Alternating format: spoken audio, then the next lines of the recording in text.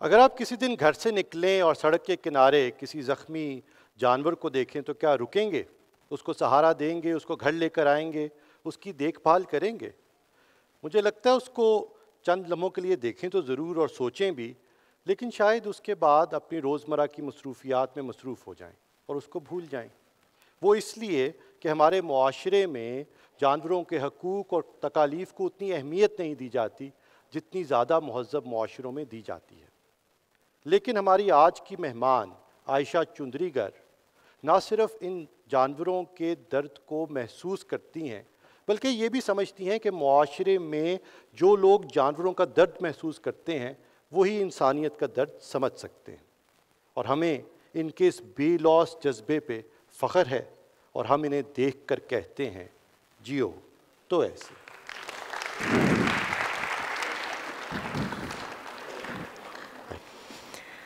अस्सलाम वालेकुम एवरीबॉडी।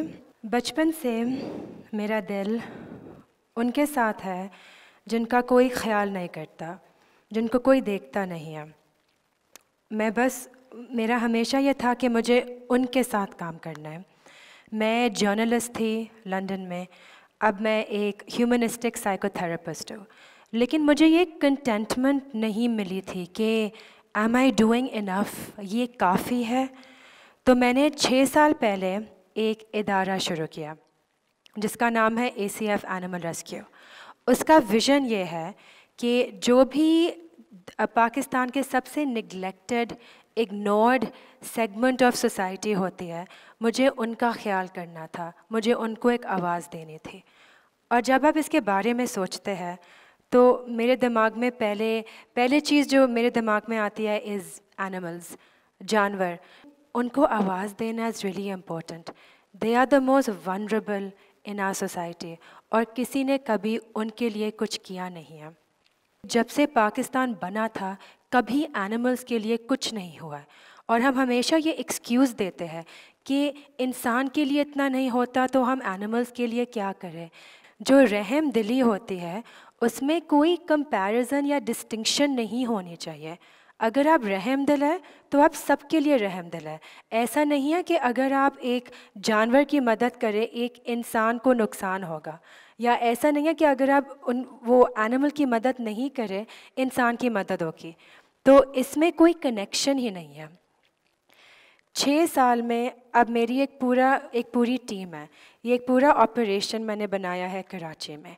मेरे 45 स्टाफ मेंबर्स हैं। हमने 500 एनिमल से ज़्यादा की एक सेंचुरी बनाई है। हम हर दिन 5 से 15 एनिमल्स को रेस्क्यू करते हैं। सबको ऐसे लगता था कि ये क्यों कर रही हो, जर्नलिस्ट हो, साइकोथेरेपिस्ट हो, फोकस ऑन दैट, वो और ज़रूरी है। लेकिन अब मेरे जो 45 स्टाफ मेंबर्स हैं, हमने एक साथ 5,000 से ज़्यादा जानवर को रेस्क्यू किया। जब मैंने ये शेल्टर शुरू किया था, ये एनिमल रेस्क्यू, ये मेरे लिए एक प्लेटफॉर्म था कि एक कंपैशन का प्लेटफॉर्म ये बना था। और जब मैं थेरेपिस्ट थी, जब मैं जर्नलिस्ट थी, मैंने ह्यूमन बिहेवियर का कभी इतना नहीं देखा जब से मैंने एनिमल रेस्क्यू का काम शुरू किया था।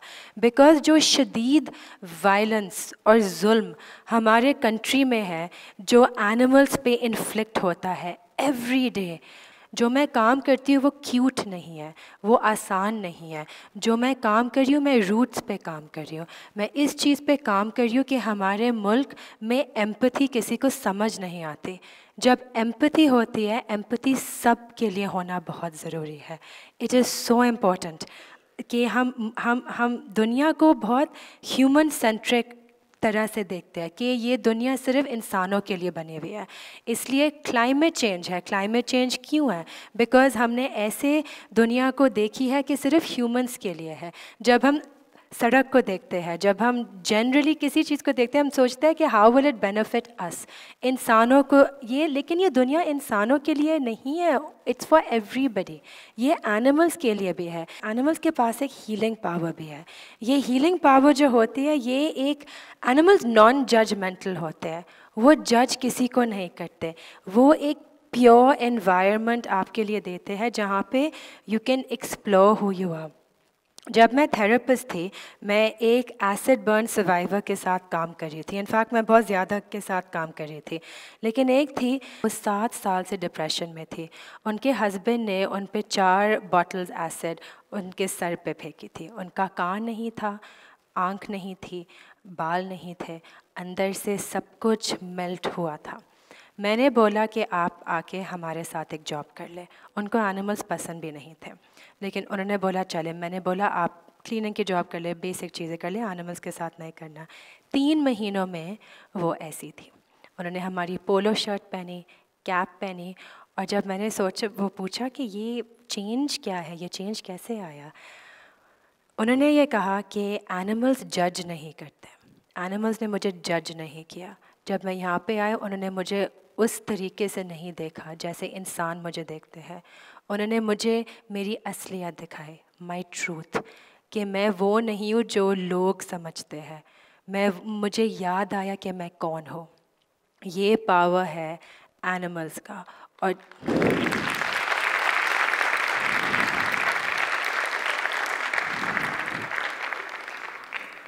जब हम ये जुल्म देखते हैं जो रोड पे होता है, और बहुत कम इसकी अवेयरनेस है हमारे मुल्क में, हमको ये देखना चाहिए कि वी आर ब्रीडिंग वायलेंस।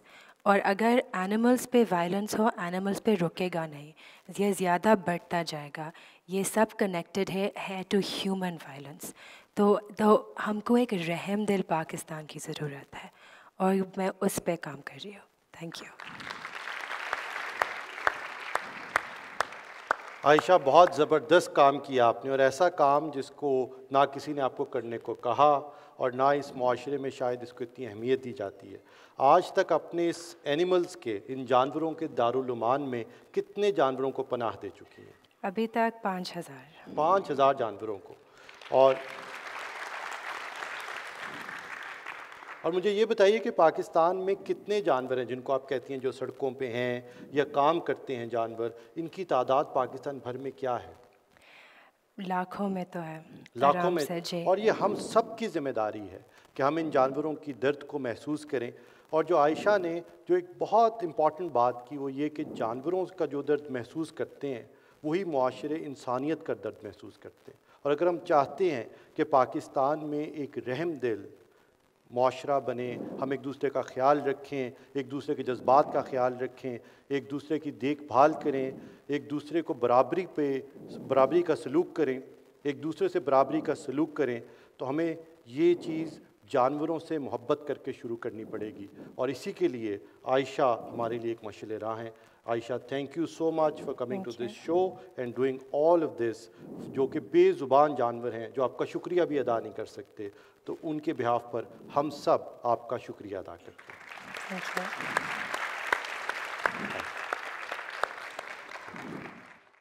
आज का शो यहीं ख़त्म हुआ। उम्मीद है this show has inspired you to do more, be more and achieve more, बल्कि मोर से भी ज़्यादा। टेलीनॉर प्रेजेंट्स जियो तो ऐसे।